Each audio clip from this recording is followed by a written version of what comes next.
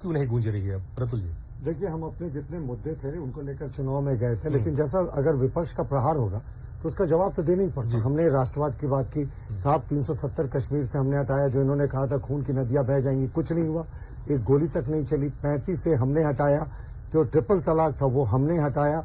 राम लल्ला 500 वर्षों के बाद विराजमान हुए, जिसका कांग्रेस के तत्कालीन बड़े नेता कपिल सिब्बल ने, जो सुन्नी वक्फ बोर्ड के वकील थे, पुरजोर विरोध किया। और कांग्रेस ने तो 2007 में यूपीए के कार्यकाल में बहुत ही इनफेमसली रामायण को काल्पनिक ग्रंथ बताया था और राम लल्ला को काल्पनिक पात्र बताया था। और शरीफ साहब वो क्यों बताया था? सिर्फ इसलिए कि उसको राम जो ब्रिज है वहां पे, राम सेतु, उसको तोड़ना था। लगता था इन्होंने मोटा कमीशन ले लिया था, वो जहाज रानी लॉबी से जो शिप्स जाती हैं उनको आसान रास्ता मिलता। तो ये तो राम को काल्पनिक सुप्रीम कोर्ट में बताने वाले लोग हैं। तो इन सारे मुद्दों को लेकर जो गरीब कल्याण की योजनाएं करते हैं, इन्होंने बिल्कुल ठीक कहा। हम 25 करोड़ लोगों को गरीबी रेखा से ऊपर लेकर आए। 80 करोड़ लोगों को अभी भी इसलिए हम मुफ्त अनाज दे रहे हैं ताकि वो वापस वो गरीबी रेखा में नहीं जा पाए। कोरोना के बाद अर्थव्यवस्था सुधर रही है और 80 करोड़ लोगों को इसलिए भी लाइफलाइन दिया जा रहा है कि वो अपने अनाज का सुध छोड़कर आगे तरक्की की ओर देखें। इसके अतिरिक्त अगर आप देखें तो महिलाओं के आंसू हम लोगों ने उज्ज्वला योजना से पूछा। आदिम जनजाति जिसकी कोई सुध नहीं लेता था, 20,000 करोड़ का कॉर्पस फंड हमने क्रिएट किया। और जो बिरसा मुंडा की बात करती कि आदिवासियों को के लिए कांग्रेस बड़े हमेशा सोचती, बीजेपी कभी नहीं सोचती। साहब, पहला आदिवासी मंत्रालय अटल बिहारी वाजपेयी जी ने बनाया। संथाली को 8वीं अनुसूची में हम लोगों ने शामिल किया। बिरसा मुंडा के जनजातीय गौरव दिवस की शुरुआत हमने की और बिरसा मुंडा जी का 100वां जयंती चला गया।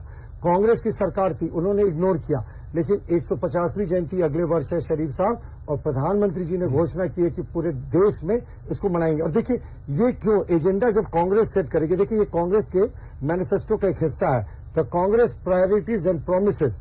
उसके एक पार्ट में ये साफ कहते हैं कि the Indian national Congress has Pioneer reservation for minorities in Kerala, Karnataka and Andhra Pradesh. We are committed to adopt this policy at the national level. यानी ये मुसलमानों को कहते हैं कि हम आरक्षण देंगे और इसको हम राष्ट्रीय लेवल पे भी देंगे। जो कर्नाटक में हम लोगों ने ओबीसी के हक को मारकर जो मुस्लिमों को ओबीसी में भी शुमार किया था। और जो हमारी सबसे बड़ी आपत्ति रही है कि 2004 के इनके मैनिफेस्टो में, 2009 के मैनिफेस्टो में मुस्लिम रिजर्वेशन की उन्होंने बात की थी। 2006 में मनमोहन सिंह तत्कालीन प्रधानमंत्री ने कहा था कि देश के जो संपदा है उस पर पहला हक माइनॉरिटीज का है, और उन्होंने विशेष उल्लेख किया था कि मुसलमानों का पहला हक है।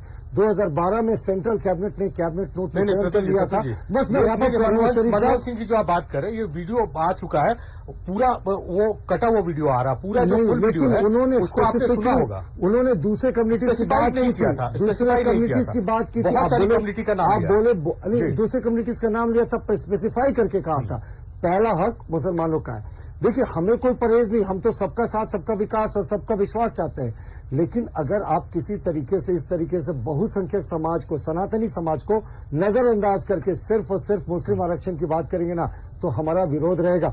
बस शरीफ साहब, फाइनली मैं आपको कह रहा हूँ, ये सीएए का विरोध करते हैं। क्यों? क्योंकि इसमें मुसलमान नहीं शामिल है। जितने जैन, पारसी, बुद्धिस्ट, क्रिश्चियन है, उनको सिटीजनशिप देने के बिल का ये विरोध करते हैं। लेकिन मुसलमानों के लिए लालू प्रसाद ने क्या कहा कि इनको पूरा हक मिलना चाहिए।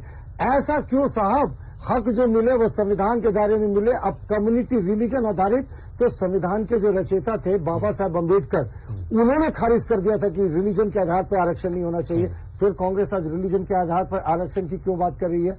क्या ये करना चाह रहे हैं? और अभी आज जो आंकड़े आए इकोनॉमिक फोरम का, जो प्राइम मिनिस्टर एडवाइजरी ग्रुप है, उसमें मुस्लिमों की आबादी 45% बढ़ी है 1947 से 2015 के बीच में, और जो हिंदुओं की आबादी है 7.82% गिरी है। और इसका मुख्य कारण इन्फिल्ट्रेशन है, रिलीजियस कन्वर्जन है, और ये जो 45% ग्रोथ है ना, ये जो घुसपैठिए हैं। अब तो स्पेशल ब्रांच की रिपोर्ट थी झारखंड के जी, उसमें जाएंगे प्रतुल जी। संजय जी आपकी बात का जवाब देना चाहे। हाँ संजय जी।